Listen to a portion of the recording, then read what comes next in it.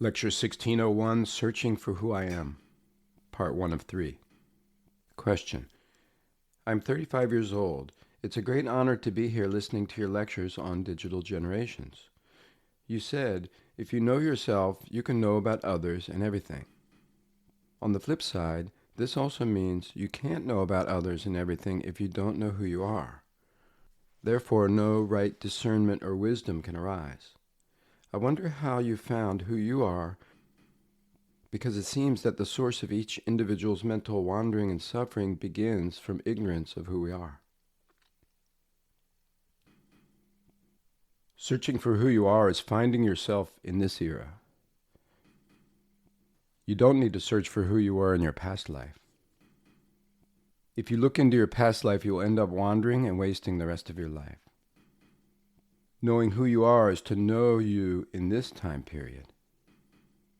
I'm telling you, the digital generation, not to seek for who you are. This is the answer. Let me tell you why. Searching for yourself.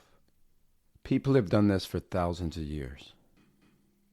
People such as ascetics and spiritual seekers strove to find themselves. The intellectuals were seeking for themselves as well. These type of people are different from ordinary people. Political leaders also sought for themselves while cultivating knowledge. Wanting to know about yourself is natural as people gain knowledge. For thousands of years we have sought for who we are. But we couldn't find ourselves. No one in the world has succeeded in this. Not in all of humanity. The reason they are still looking for who they are is because no answer was found. The principle is that when one finds the answer, everyone can know the path of finding themselves by sharing this answer to the world. We have all striven to look for who we are because no one has succeeded in this. There have been some who appeared in the world insisting that they have found themselves, but others couldn't apply what they said to themselves. People looked for themselves again because this wasn't the answer for them. Because this wasn't the answer for them. We are not two, but one. We share one purpose in life. When I find myself and can share what I have found with the world, everyone can apply this answer to themselves. This is the principle. Animals and human beings are different. The people who are living in this era have come with the ability to fulfill their own mission. From now on, Hongikingans will appear in the world. Hongikingans were born into this world, but they are still growing. They have not yet done the great work to shine as Hongikingans.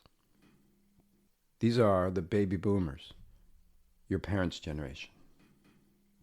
Baby boomers are the first generation of Hongikingans. It's hard to imagine because they haven't done any wonderful work to shine as to be called Hongikingans. I'm telling you this ahead of time. What conditions were they born under? This is the principle I'm teaching you.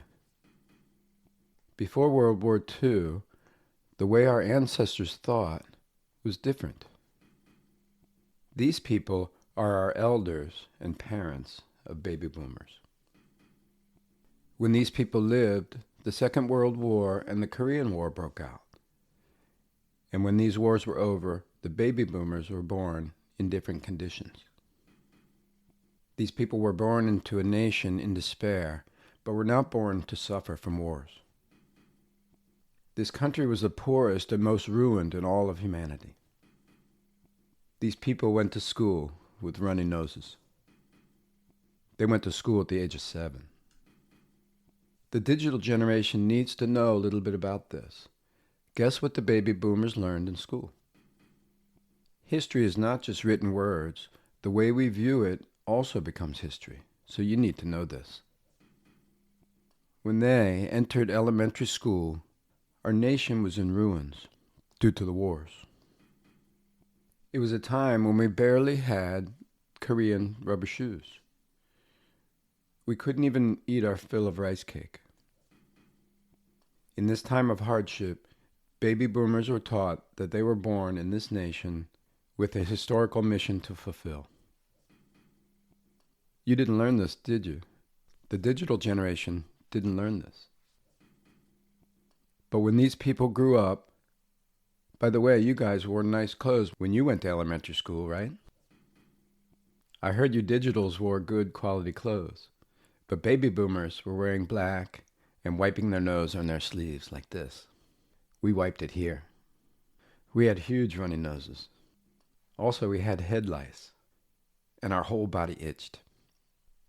We popped the lice eggs with our fingers.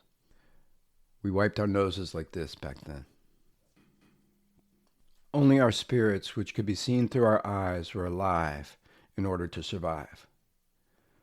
We were constantly on alert. They were taught that they were born with the historical mission of our nation. Just visualize this. It's awe-inspiring. If someone with good drawing skills uses their imagination to draw a cartoon out of this story, it would be awesome. While these runny-nosed kids lived impoverished, President Park Chung-hee's national charter was endowed upon them to teach them.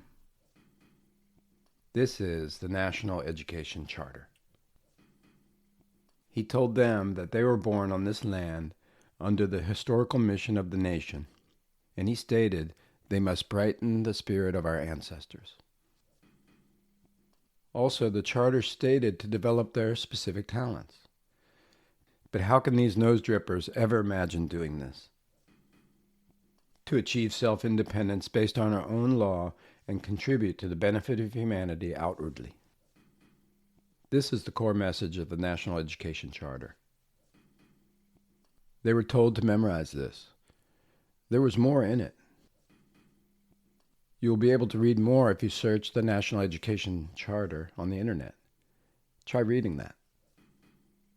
You will understand it differently after knowing its historical background. Without this background, you'll have no idea what it means. So when the baby boomers were nose drippers in school, they were told to memorize this. It's quite a lot to memorize. If they didn't do it, they were whipped with a stick on their calf as punishment.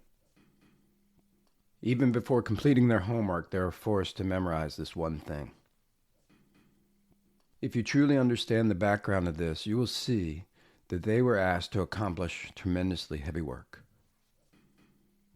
These are the baby boomers who were born with such a historical mission to fulfill. You digital generation didn't learn this. Gen X learned some of this. However, they weren't hit with a whip. On the other hand, baby boomers were. For the generation above the baby boomers, when they were in middle school and high school, they weren't hit to memorize it either. Only baby boomers in elementary school were forced to memorize while being whipped. Why? Because they are Hongikingans. When they grow up, they have to brighten their ancestors' spirit with the historical mission to fulfill on this land. This is what they were taught. And each of them should develop their talents and have their strength because we have not truly achieved our independence yet. With this strength, contributing to the benefit of humanity means they must all rise up as leaders. They must put forth all their efforts to live for humanity. They were taught this from a very young age. No matter how these words came out to the world, baby boomers were forced to learn this while being whipped. They were not physically punished for not completing their other homework, only for not memorizing this. What kind of people do you think they were? Let's get to the answer now. These people are the first generation, the new intellectuals. Grand Nature operated this way so that these baby boomers were able to grow. Through this, all knowledge and civilization of humanity flew into this land.